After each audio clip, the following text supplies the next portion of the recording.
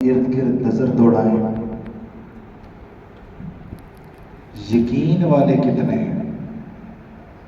مسلمان ملیں گے لیکن صحیح یقین والے کتنے ہیں؟ وہ بہت تھوڑے ملیں گے۔ اسباب ہیں، ہم مطمئن ہوتے ہیں،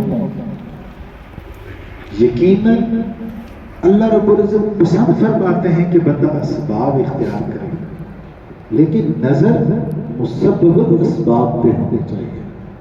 آج ہمیں سبب نظر آتا ہے، ہم مطمئن ہوتے ہیں، جیب میں پیسے ہیں، ہم مطمئن ہوتے ہیں، تھوڑا سا سبب آگے پیچھے ہو جائے، انتظام آگے پیچھے ہو جائے، ہم پریشان ہو جاتے ہیں۔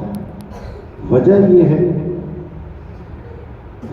ہے کہ ہماری نظر اللہ رب العزت کے بجائے مسبب الاسباب کے بجائے سبب کے اوپر چلی گئی۔ سبب استعمال کرنا ہے، نظر اللہ رب العزت پہ رکھنی ہے۔ کشتی کو پانی میں چلانا ہے، لیکن اگر پانی کو کشتی کے اندر لے آئیں گے تو کشتی ڈوب جائے گی۔ مال کو استعمال کرنا ہے، لیکن مال کو دل کے اندر لے کے آ جائیں گے تو پھر ہمارا معاملہ خطرناک ہو جائے گا۔ اب ہم تک معلومات پہنچنے کے دو ذریعے ہیں، ایک خبر ہے اور ایک عقل ہے۔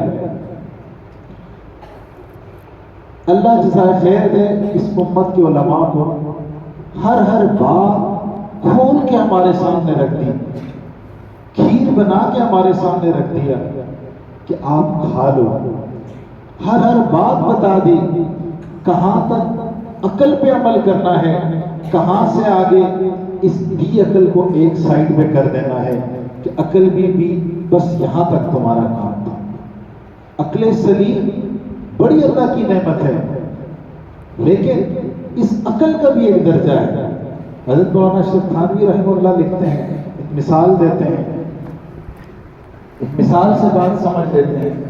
اگر کسی بندے نے کسی منزل کے اوپر جانا ہے اور اس منزل کے اندر میدان ہے، روڈ ہے، راستہ ہے، تو انسان کسی سواری کا انتظام کرے گا۔ آج کی بات کرتے ہیں تو لیکسن گاڑی کوئی رکھ لیں گے، گرمی ہے تو ایسی والی گاڑی رکھ لیں گے، بہترین گاڑی میں جائیں گے، یا اس دور کی بات کریں تو گھوڑے میں کوئی چلا جائے گا۔ لیکن اگر راستے میں پہاڑ آ جائے، پھر ہمیں اس سواری سے اترنا پڑے گا، وہاں سے پیدل جانا پڑے گا۔ یاد رکھیں، عقل پہ ہم نے چلنا ہے، عقل سلیم کو ہم نے استعمال کرنا ہے، لیکن جب سامنے اللہ رب العزت کا حکم آ جائے، نبی علیہ السلام کی سنت آ جائے، ہماری عقل میں آئے یا نہ آئے، ہماری عقل کا قصور ہے۔ اللہ کا حکم بھی سچا، اللہ کے نبی علیہ السلام کا عمل بھی سچا۔ ہماری فلاح اسی میں ہے کہ ہم اللہ کا حکم کو پورا کریں، نبی علیہ السلام کی سنت کے مطابق اس کو پورا کریں، یہی ہمارے لیے کامیابی ہے۔ اب جو لوگ خالی عقل پہ چلتے ہیں وہ دھوکہ کھا جاتے ہیں۔ بظاہر ہماری آنکھیں دیکھ رہی ہوتی ہیں، ہمیں سچ لگ رہا ہوتا ہے، لیکن وہ سچ نہیں ہوتا۔ اب جو لوگ گاڑی چلاتے ہیں اس میں اس بات کا اندازہ ہے کہ بعض دفعہ گرمیوں کے اندر روڈ کے اوپر، سڑک کے اوپر جب گاڑی چل رہی ہوتی ہے، دور سے لگ رہا ہوتا ہے سڑک کے اوپر پانی ہے، لیکن جیسے گاڑی قریب پہنچتی ہے تو وہاں پانی نہیں ہوتا۔ یہ نظر کا دھوکہ ہوتا ہے، اسے ایلوژن انگلش میں بولتے ہیں، یہ عقل کا دھوکہ ہے۔ صحرا کے اندر مسافر جب سفر کرتے ہیں، دور سے لگتا ہے کہ آگے پانی کا دریا ہے، پانی کی جھیل ہے، جب قریب جاتے ہیں تو وہ ریت کی جھیل ہوتی ہے۔ تو بظاہر اگر انسان خالی عقل پہ یقین کر لے، عقل کو اپنا مرشد مان لے، تو اس کو دھوکے میں پڑنے کے چانسز بہت زیادہ ہیں۔ الحمدللہ ہم کتنے خوش قسمت ہیں کہ ہمارے پاس دین کامل کامل شکل میں موجود ہے، یہ شریعت ہمارے پاس کامل شکل میں موجود ہے۔ اب دوسرا راستہ خبر کا راستہ ہے، یہ شریعت کا راستہ ہے جو نبی علیہ السلام سے واسطہ در واسطہ ہمارے پاس آج بھی موجود ہے، الحمدللہ اسی شکل میں موجود ہے۔ کامیاب ہو گیا وہ بندہ، کامیاب ہو گیا وہ مومن، کامیاب ہو گئی وہ مومنہ جس نے اللہ کے حکم کو نبی علیہ السلام کے طریقے کے مطابق عمل کر کے دکھا دیا۔ اب کچھ مثالیں، کچھ واقعات میں آپ کے سامنے رکھتا ہوں، مجھے وقت کی نزاکت کا بھی اندازہ ہے، آپ لوگوں کی مصروفیت کا بھی اندازہ ہے، اس چند واقعات آپ کے سامنے رکھ کے میں اپنے موضوع کو سمیٹوں گا۔ ماں اپنے بچے کے بارے میں بڑی حساس ہوتی ہے، مرغی کو بھی اگر پتہ لگ جائے میرے بچوں کے لیے یہ جو بلی ہے یہ خطرناک ہے، تو وہ بھی سامنے کھڑی ہو جاتی ہے، چاہے اس بلی کو روک سکے یا نہیں، گویا کہہ رہی ہوتی ہے اگر تم نے میرے بچوں پہ حملہ کرنا ہے تو پہلے میری جان سے گزرنا پڑے گا۔ وہ اپنی جان کی پرواہ کیے بغیر بلی کے سامنے کھڑی ہو جاتی ہے۔ تو انسان کی ماں کیسی شفقت ہوتی ہے اس کے دل کے اندر کہ اللہ رب العزت نے ہمیں سمجھانے کے لیے جب اپنی محبت کا تذکرہ کیا تو 70 ماؤں کی محبت سے ہمیں وہ سمجھائی بات۔ اگرچہ اللہ رب العزت کی محبت جو اس بندے کے ساتھ ہے وہ انسان بیان نہیں کر سکتا، سمجھ نہیں سکتا، اللہ رب العزت اپنے بندے کے ساتھ بڑی محبت کرتے ہیں۔ حضرت موسیٰ علیہ السلام کی ماں، فرعون نے حکم دیا ہوا تھا جو بچہ اس دنیا میں آئے پیدا ہو اس کو قتل کر دیا جائے۔ اس کو جادوگروں نے بتا دیا تھا بنی اسرائیل میں ایک بچہ پیدا ہوگا اور وہ بچہ تمہاری سلطنت کو ختم کرے گا، تمہاری بادشاہت کو ختم کرے گا۔ تو اس نے حکم جاری کر دیا تھا اگر بنی اسرائیل میں کوئی بھی بچہ پیدا ہو اس کو قتل کر دیا جائے، اور اس نے ایسا ہی کیا، ہزاروں بچوں کو اس نے قتل کرنا شروع کر دیا۔ حضرت موسیٰ علیہ السلام اس دنیا میں آتے ہیں، ماں پریشان ہو جاتی ہے۔ اب غور کریں، جس ماں کو پتا ہو میرے بچے کو قتل کرنا ہے، میرے بچے نے قتل ہو جانا ہے، اس کے دل پہ کیا گزرتی ہے؟ لیکن اللہ رب العزت اس کے دل میں القاء فرماتے ہیں کہ تم اس کو دودھ پہ لاؤ، اور جب تمہیں خطرہ محسوس ہو تو اس کو ایک باکس میں ڈال کے دریا میں ڈال دو۔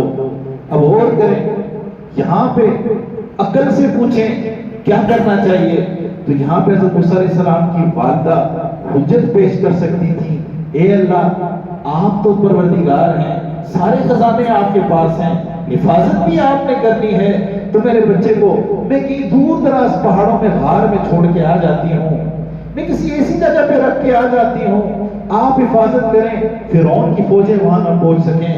لیکن کمال اور قربان جائے حضرت موسیٰ علیہ السلام کی والدہ کے یقین پہ، جب اللہ نے ان کے دل میں القاء کیا، انہوں نے ایک باکس کے اندر، بکسے کے اندر ڈال کے دریا کے اندر بہا دیا، اپنے بچے کو ڈال دیا۔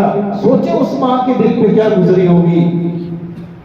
لیکن یہاں معاملہ یقین کا تھا، حضرت موسیٰ علیہ السلام کی والدہ کو یقین تھا میرے اللہ نے مجھ سے وعدہ کیا میرے بچے کی حفاظت کریں گے تو یقیناً میرا بچے کی حفاظت ہوگی۔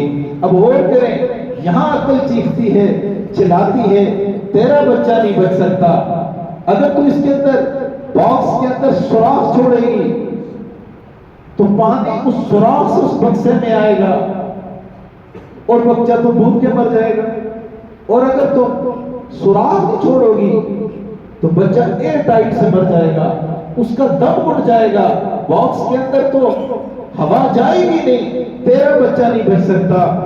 لیکن اللہ رب العزت کے وعدے سچے ہیں، جب اللہ کے اوپر، اللہ کے وعدوں کے اوپر کوئی یقین کر کے، اللہ کے حکموں پہ کوئی یقین کر کے اس پہ عمل کرتا ہے، اللہ اسے ضائع نہیں کرتے۔ تو کیا ہوا، حضرت موسیٰ علیہ السلام اس باکس کے اندر فرعون کے پاس گئے، اسی مال کے پاس پہنچے، اب دیکھیں جس دشمن نے قتل کرنا تھا اسی کے پاس پہنچے، وہ باہر چہل قدمی کر رہا تھا، بہت سارے اس کے غلام، خادم، سپاہی ارد گرد تھے، وہ اور اس کی بیوی اس دریا کے پاس چہل قدمی کر رہی تھی۔ بیٹھے ہوئے تھے، باکس پہ نظر پڑی، سپاہی لے کے آئے، جب باکس کھولا تو اندر انتہائی خوبصورت بچہ، اللہ رب العزت حضرت موسیٰ علیہ السلام کے چہرے پہ اپنی محبت کی تجلی ڈالی، فوراً فرعون کی بیوی کہنے لگی اس کو قتل نہیں کرنا۔ اب اور کریں، آج کل کی عورتیں کہا کرتی ہیں کہ خاوند ہماری بات نہیں سنتے، بڑے بڑے فرعون بھی اپنی بیویوں کی بات سنتے رہے، تو آج کل کے لوگوں کا کیا حال ہوگا۔ اب بیوی کے اس پہ فرعون نے قتل نہ کیا، یہاں علماء نے اس کو دھوکہ دیا، علماء نے فرمایا کہ یہاں اس کو عقل نے دھوکہ دیا، اس کی عقل میں یہ بات آئی اس بچے کو تم اگر پالو گے، اگر اس بچے کو تم پالو گے، یہ تمہارے احسانات کے اندر رہے گا، تو کل کے دن یہ تم سے حکومت کیسے چھینے گا۔ تو وہ بچہ اب فرعون کے محل میں آ گیا، جس نے قتل کرنا تھا اللہ رب العزت نے وہی بچہ فرعون کے اسی بندے کے گھر میں لایا اور اسی سے فیصلہ کروایا کہ اس کو قتل نہیں کروانا۔ اب اگلا معاملہ، اللہ رب العزت نے حضرت موسیٰ علیہ السلام پہ باقی عورتوں کا دودھ حرام قرار دے دیا۔ اب عورتیں آتی ہیں دودھ پلانے کے لیے، حضرت موسیٰ علیہ السلام دودھ نہیں پیتے۔ اب حضرت موسیٰ علیہ السلام کی والدہ اپنی بیٹی کو بھیجتی ہیں، جاؤ ذرا دیکھ کے تو آؤ بھائی کا کیا حال ہے۔ وہ آتی ہیں، آ کے دیکھتی ہیں عجیب معاملہ ہے۔ اب فرعون نے اپنانے کا ارادہ تو کر لیا تھا، ہوم منسٹری سے مجبور تھے۔ اب بچہ رو رہا ہے، دودھ قبول نہیں کر رہا، اب پوری رات کا جاگا ہوا۔ اب بڑے بڑے فرعون بھی اگر رات ان کو جاگنا پڑ جائے نا، ساری بادشاہ ختم ہو جاتی ہے، ساری فرعونیت ختم ہو جاتی ہے۔ اب پریشانی لگی ہوئی ہے، حضرت موسیٰ علیہ السلام کسی کا دودھ قبول نہیں کرتے۔ اب حضرت موسیٰ علیہ السلام کی بہن نے کہا فرعون سے، کیا میں تمہیں ایسا گھر والے نہ بتاؤں جو اس کو دودھ بھی پلائے گا اور اس کے بڑے خیر خواہ ہوں گے۔ یہاں پھر فرعون کے دل میں بات آئی، دماغ میں بات کٹ گئی، پوچھا تم نے یہ کیوں کہا؟ اب وہ بھی حضرت موسیٰ علیہ السلام کی بہن تھی، کہنے لگی بادشاہ سلامت، ہم آپ کی رعایا ہیں، ہم آپ کے خیر خواہ نہیں ہوں گے تو کون ہوگا۔ خیر فرعون ساری رات کا جاگا ہوا، بری حالت ہوئی، اس نے کہا اچھا بلا کے لاؤ۔ تو موسیٰ علیہ السلام کی بہن جاتی ہیں، والدہ کو کہتی ہیں امی آئیں، تو وہ لے کے آتی ہیں، اور جیسے ہی حضرت موسیٰ علیہ السلام کی والدہ نے اس کو دودھ پلایا، انہوں نے دودھ دینا شروع کر دیا، آواز لگ گئی کہ حضرت بچے نے دودھ قبول کر دیا۔ اب وہ تو ساری رات کو سویا ہوا تھا، اس نے حکم دیا کہ بھئی اس عورت کو جانے نہیں دینا، تو وہ خود سونے چلا گیا۔ 3 دن حضرت موسیٰ علیہ السلام کی والدہ وہاں پہ رہی۔ چوتھے دن کہا بھئی اپنا گھونسلہ اپنا کچا ہو جاتا، میں تو یہاں نہیں رہوں گا۔ اب ان کے پاس کوئی آپشن نہیں تھی، پھر ان کے پاس اس نے کہا اچھا ایسے کرو تم اس بچے کو بھی لے جاؤ، تمہارا وظیفہ تمہارے گھر میں پہنچ جائے گا۔ اب غور کریں، اللہ رب العزت کی حکموں پہ وعدوں پہ جو یقین کرتے ہیں، اللہ پہ یقین کر کے جو عمل کرتے ہیں، اللہ رب العزت اس میں ضائع نہیں ہونے دیتے۔ ابھی جو عقل والا معاملہ ہے، اب دیکھیں حضرت موسیٰ علیہ السلام بڑے ہو جاتے ہیں فرعون کے محل میں۔ جب اللہ رب العزت نے حضرت موسیٰ علیہ السلام کو بھیجا کہ جاؤ فرعون باغی طاغی ہو گیا، جاؤ اس کو دعوت دو، حضرت موسیٰ علیہ السلام آتے ہیں، حضرت ہارون علیہ السلام کو بھی ساتھ لے کے آتے ہیں۔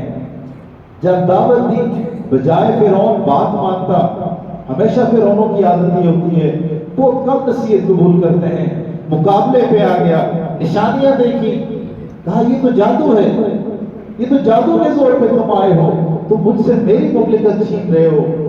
تو مقابلے کا اعلان کر دیا۔ ایک دن طے ہوا کہ میں بھی اپنے ملک کے بڑے بڑے جادوگروں کو بلاؤں گا، لا کے مقابلہ کرتے ہیں، جادو کا جواب ہم جادو سے دیں گے۔ خیر وہ دن آیا، بڑے بڑے جادوگر آئے۔ اب یہاں ایک نکتے کی بات، اس دور میں بادشاہ کا اصول یہ تھا، دربار کا قانون یہ تھا، دربار کا قانون یہ تھا کہ جو 2 فریق ہوں گے وہ ایک جیسا لباس پہنیں گے۔ اب حضرت موسیٰ علیہ السلام جادوگروں کا لباس تو پہن نہیں سکتے تھے، تو خیر مشیروں نے یہ کیا کہ جادوگروں کو حضرت موسیٰ علیہ السلام کی طرح کا چوغا پہنا دیا. اب دونوں فریق آمنے سامنے ہیں. اب جادوگروں نے کہا آپ پہلے ڈالیں گے یا ہم ڈالیں؟ حضرت موسیٰ علیہ السلام نے ان کو دعوت دی. سارے جادوگروں نے رسیاں ڈالی. اب وہ رسیاں چلتی ہوئی نظر آئیں جادو کے طور پہ. اب تھوڑی دیر کے لیے تصور کریں یہاں پہ چھوٹی چھوٹی رسیاں ڈالی اور وہ سانپ بنتی ہوئی نظر آ رہی ہیں. تو انسان کے اوپر تب یہ خوف سب غالب آتا ہے. اب حضرت موسیٰ علیہ السلام کے ہاتھ میں عصا ہے. عقل یہ کہتی ہے اس عصا کو مضبوطی سے پکڑیں, ایک ایک سانپ کے سر کے اوپر ماریں, لیکن یہ کوشش کریں کہ آپ کا ڈنڈا ٹوٹنے بھی نہ پائے اور چھوٹنے بھی نہ پائے. تب آپ کی بچت ہو سکتی ہے. اور جب اللہ رب العزت کی طرف رجوع کیا, اللہ کی طرف سے حکم آتا ہے اپنا عصا ڈال دیجیے. یہاں پھر عقل چیختی ہے, چلاتی ہے, حضرت عصا چھوڑ دیا, ایک ہی تو آپ کے پاس ہتھیار ہے, تو یہ تو سانپ آپ کو کھا جائیں گے. لیکن حضرت موسیٰ علیہ السلام اللہ کے نبی, اللہ کے حکم کے مطابق اپنا عصا ڈالا. جیسے عصا ڈالا اژدہا بنا اور اس نے ان چھوٹی چھوٹی رسیوں نما سانپوں کو کھانا شروع کر دیا. یہ دیکھتے ہی جادوگر سارے ایمان لے آئے. جادوگر ایمان لے کے آگے. اب یہاں پہ ایک اور نقطہ علماء نے لکھا ہے, دعوت دینے یہ تھے فرعون کو, نام لے کے اللہ نے حکم دیا کہ جاؤ فرعون کی طرف, باقی تاغی ہو گیا, جاؤ اس کو دعوت دو. ایمان لے کے آگے جادوگر. اس میں علماء نے یہ نقطہ لکھا ہے, اصل میں جب اللہ رب العزت نے جب ایمان کا فیصلہ کیا, ہدایت کا فیصلہ کیا, تو اب وہ جو جادوگر تھے وہ حضرت موسیٰ علیہ السلام کے مطابق لباس پہنے ہوئے تھے. تو اللہ کو یہ زیادہ پسند آیا کہ ایمان اس کو دیا جائے, ہدایت اس کو دی جائے, کلمہ پڑھنے کی توفیق اس کو دی جائے جو میرے نبی سے زیادہ مشابہت ہو. آج ہم دیکھیں کہ لباس کو سب سے پہلے عقل پرست ختم کرتے جا رہے ہیں. مصنوع لباس کو ٹارگٹ بنا کے اس کی تزیین کی جا رہی ہے, علماء کے ساتھ سے کاٹا جا رہا ہے. مقصد یہی ہے کہ جب یہ یہاں سے کٹیں گے تو پھر ہمارے لیے شکار آسان ہو جائے گا. اب دیکھیں لباس سے کتنا فائدہ ہوتا ہے. اب عقل کا ایک پیغام تھا کہ عصا اپنے ہاتھ میں رکھیے. اللہ کا جب حکم آیا حضرت موسیٰ علیہ السلام نے عقل کو ایک طرف رکھا اور اللہ رب العزت کے حکم کے مطابق عصا کو پھینک دیا.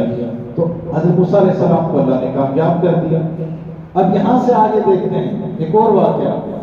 اب حضرت موسیٰ علیہ السلام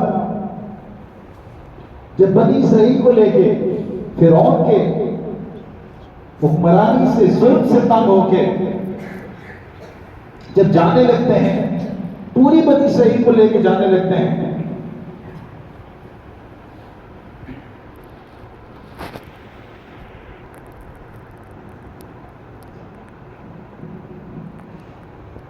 فرعون کو اطلاع ہو جاتی ہے بنی اسرائیل جا رہی ہے.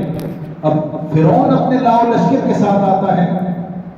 اب آگے ایک ایسا مقام آتا ہے, آگے پانی کا دریا شروع ہو جاتا ہے. وہاں پہنچ کے بنی اسرائیل پریشان ہو گئے, کہنے لگے ہم تو پھنس گئے, ہم تو سینڈوچ بن گئے. پیچھے دیکھیں فرعون کی فوج ہے, فرعون کا سمندر, اور آگے دیکھیں تو پانی کا سمندر. ہم تو سینڈوچ بن گئے, ہمارا کیا بنے گا؟ لیکن ایک یقین بھری آواز آئی, ہرگز نہیں, اللہ میرے ساتھ تھا. اب وہاں پہ دیکھیں اللہ کی طرف سے حکم ہوتا ہے اپنے عصا کو پانی میں ڈال دیجیے. یہاں پھر عقل چیختی ہے, چلاتی ہے, بھائی اگر پانی میں عصا ڈالیں گے تو کیا ہوگا؟ آپ تصور کریں دریا میں اگر کوئی عصا ڈالے گا تھوڑی دیر میں وہ عصا بہہ جائے گا. تو یہ تو آپ کا ویپن ضائع ہو گیا, اسلحہ ضائع ہو گیا. اگر آپ نے بچنا ہے ایک صورت ہے اپنے عصا کو مضبوطی سے پکڑیں. جب فرعون آئے کوشش کریں فرعون کے سر پہ ڈنڈا ماریں, شاید وہ مر جائے اور کوئی بچت کا راستہ بنے. لیکن حضرت موسیٰ علیہ السلام کو جیسے اللہ کا حکم ہوا انہوں نے اپنا عصا پانی میں ڈال دیا. اللہ رب العزت نے وہاں سے راستے بنا دیے اور پھر بنی اسرائیل ان راستوں سے نکل گئی, ان راستوں سے اس پانی سے پار چلی گئی. فرعون آیا, جب درمیان میں پہنچا اللہ رب العزت نے اس کو پانی میں غرق کیا۔ اب آگے چلتے ہیں، آگے کیسے علاقے میں پہنچے جہاں پانی نہیں ہے۔ اب بنی اسرائیل نے حضرت موسیٰ علیہ السلام سے کہا حضرت پینے کو پانی چاہیے، جینے کو پانی چاہیے، پانی کا انتظام نہیں ہے۔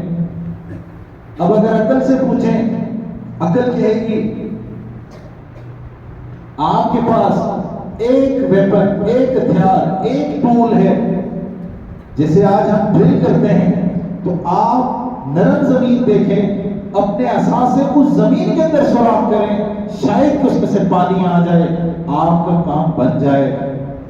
جب حضرت موسیٰ علیہ السلام اللہ کی طرف رجوع کرتے ہیں، حکم آتا ہے کہ پتھر پہ ماریے عصا اپنا، عصا کو پتھر پہ ماریے۔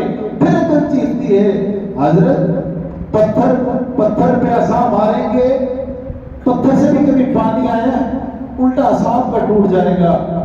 لیکن حضرت موسیٰ علیہ السلام نے یقین کے ساتھ اللہ کے حکم کے مطابق پتھر پہ عصا مارا، اللہ نے وہاں سے چشمے جاری کر دیے۔ اب وہ کریں جہاں اللہ رب العزت کا حکم آتا ہے، آپ حکم پہ یقین کے ساتھ عمل کریں گے، اللہ نہیں راستے بنا دیں گے۔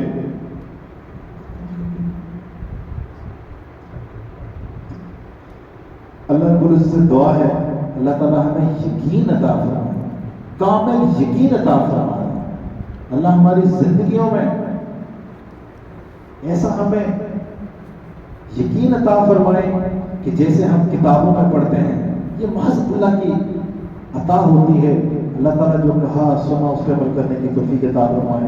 وآخر دعوانا